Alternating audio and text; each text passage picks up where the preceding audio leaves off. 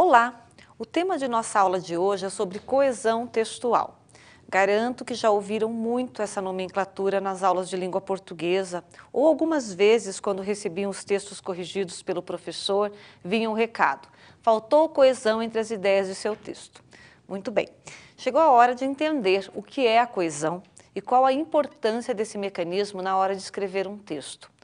Claro que não podemos nos esquecer de que, para escrever, precisamos saber o objetivo de nosso texto, qual o interlocutor e, principalmente, ter conhecimento sobre o assunto a ser escrito.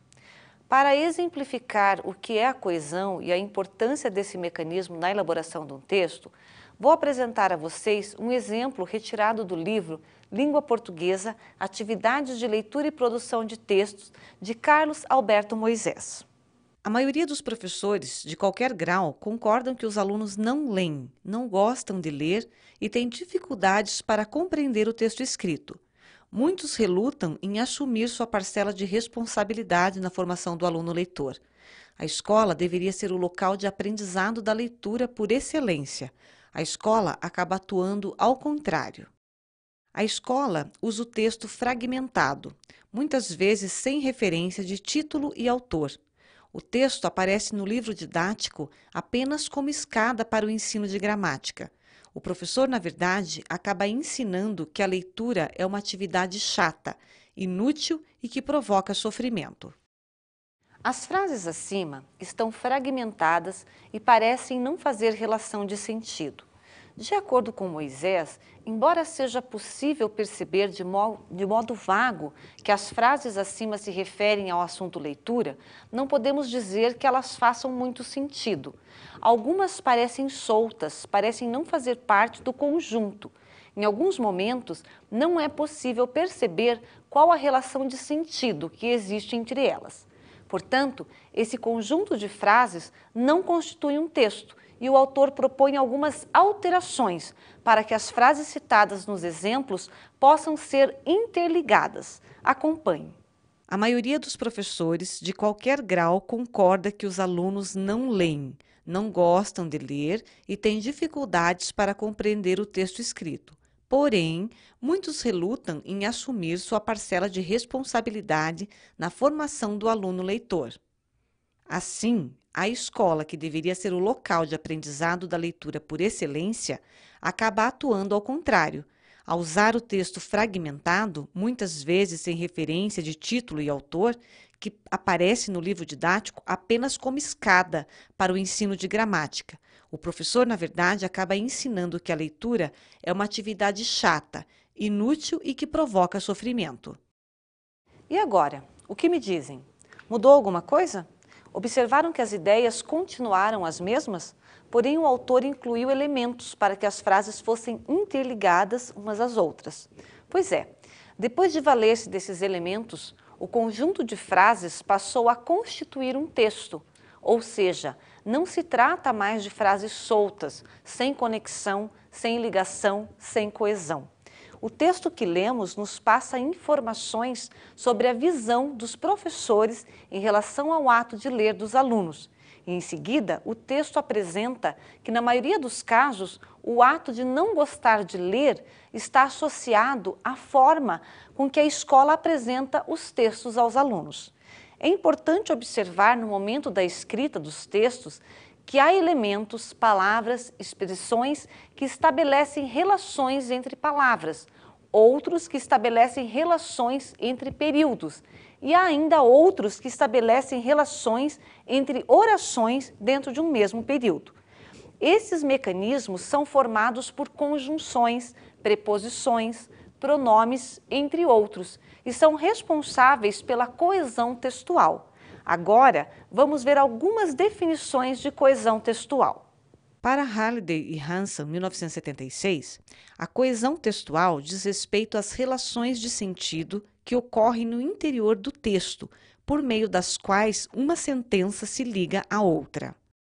Para Koch e Travaglia, 2003, a coesão é a ligação entre os elementos superficiais do texto, o modo como eles se relacionam, o modo como as frases ou parte delas se combinam para assegurar um desenvolvimento proposicional.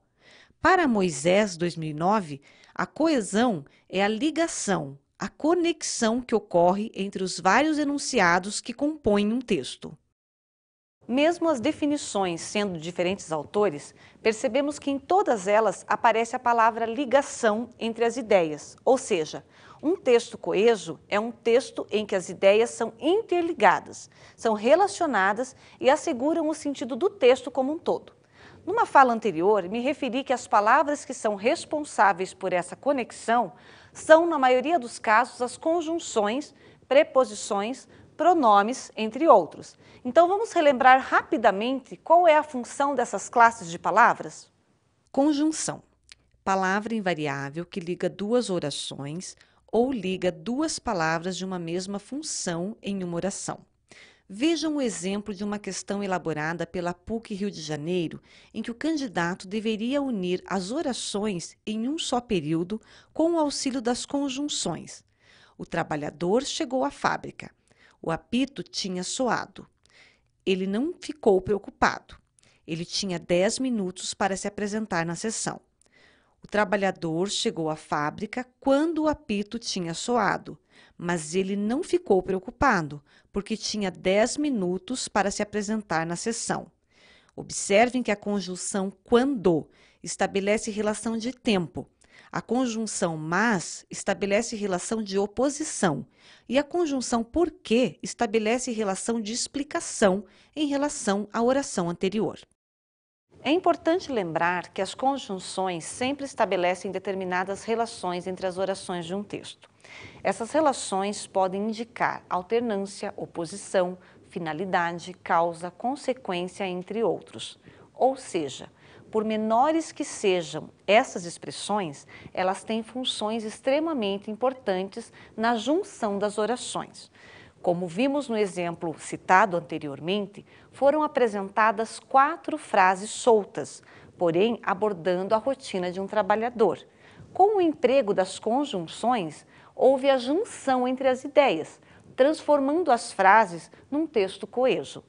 O mesmo podemos dizer dos pronomes. Observem a definição e o mesmo exemplo citado anteriormente. Pronome é a palavra que substitui ou acompanha um nome. O trabalhador chegou à fábrica. O apito tinha soado.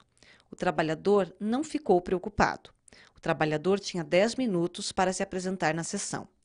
Observaram que se utilizarmos a palavra trabalhador em todas as vezes a que nos referimos ao nome, teríamos repetição. Essa repetição pode ser substituída pelo pronome ele. O trabalhador chegou à fábrica. O apito tinha soado. Ele não ficou preocupado. Ele tinha 10 minutos para se apresentar na sessão. Os pronomes exercem um importante papel na estruturação das frases e, em consequência, na construção dos textos. Conhecer as possibilidades de uso nos ajuda a utilizá-los de forma correta, compreender melhor o que se lê e elaborar frases bem construídas quanto à estrutura gramatical. É importante percebermos que, para que um texto seja coeso, é necessário o emprego adequado de pequenas expressões que são responsáveis pela relação entre as palavras na frase ou entre as diversas frases para a boa formação de um texto. Já vimos a função das conjunções, a função dos pronomes e, por último, vamos analisar a função da preposição para a boa estruturação de um texto. De acordo com Mauro Ferreira, preposição. Palavra invariável que liga duas outras palavras, estabelecendo entre elas determinadas relações de sentido e de dependência. Ele sempre cuidou da família com muita dedicação. Com a doença do pai, ela voltou para a cidade natal. Observem que nas duas frases utilizamos a preposição com. Porém, vale observar que em cada caso, esta possui valor semântico diferente. Ele sempre cuidou da família com muita dedicação. A preposição com indica o modo com que ele cuidou. Já em com a doença do pai, ela voltou para a cidade natal, a preposição com indica a causa de ela ter voltado à terra natal. O que é importante observar é que não adianta decorarmos as conjunções, as preposições e as ideias que as mesmas estabelecem nas frases, nos textos.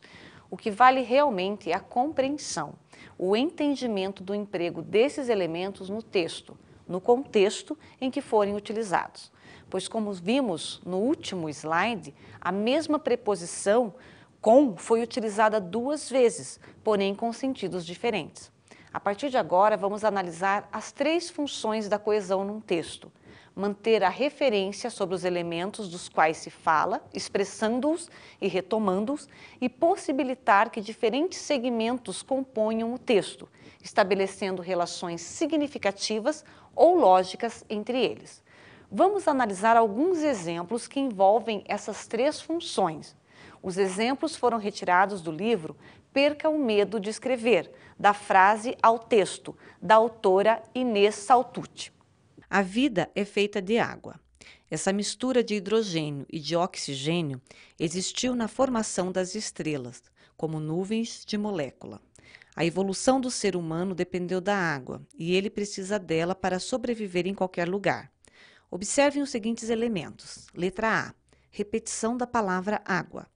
Letra B, substituição da palavra água pela expressão essa mistura de hidrogênio e de oxigênio e por dela. Letra C, retomada do termo ser humano pelo pronome ele. Nesse exemplo, estão em destaque 2 termos que marcam aquilo sobre o que se está falando, água e ser humano, e outros que retomam esses termos, estabelecendo-se assim a devida conexão, coesão entre eles. É por este motivo que a coesão é importante para auxiliar a clareza de um texto, que quando mal feita, o leitor não consegue fazer as ligações adequadas entre as partes, confundindo-se e tendo de voltar a ler o texto, para tentar recuperar o fio da meada. Vamos a mais um exemplo citado pela autora Inês Saltucci. Versão 1. O Brasil é um país de grandes oportunidades. Outros povos já estão se referindo ao Brasil com mais cuidado. No Brasil, pode-se chegar aonde a dedicação quiser. O Brasil passa a ser finalmente o futuro no presente. Versão 2. O Brasil é um país de grandes oportunidades. Outros povos já estão se referindo a ele com mais cuidado. Aqui se pode chegar aonde a dedicação quiser. Nosso país passa a ser finalmente o futuro no presente. Observando o exemplo citado, percebemos que temos as substituições adequadas ao elemento ao qual estamos nos referindo. Esse exemplo serviu para ilustrar os processos, marcar e substituir ou marcar e repetir. O próximo tópico diz respeito à coesão por repetição. Ao contrário da substituição, neste caso, podemos estabelecer conexões repetindo a mesma palavra ou expressão. Isso só deve acontecer se a repetição tiver objetivos expressivos e em que a repetição se faz necessária. Mentira de tudo, em tudo e por tudo. Mentira na terra, no ar, no céu. Mentira nos protestos. Mentira nas promessas. Mentira nos progressos. Mentira nos projetos. Mentira nas reformas. Fica muito claro que a repetição da palavra mentira no fragmento de Rui Barbosa funciona como força de persuasão. Esse mecanismo é mais utilizado em textos persuasivos e poéticos. Agora, veremos quando a coesão é utilizada para estabelecer as sequências maiores do texto.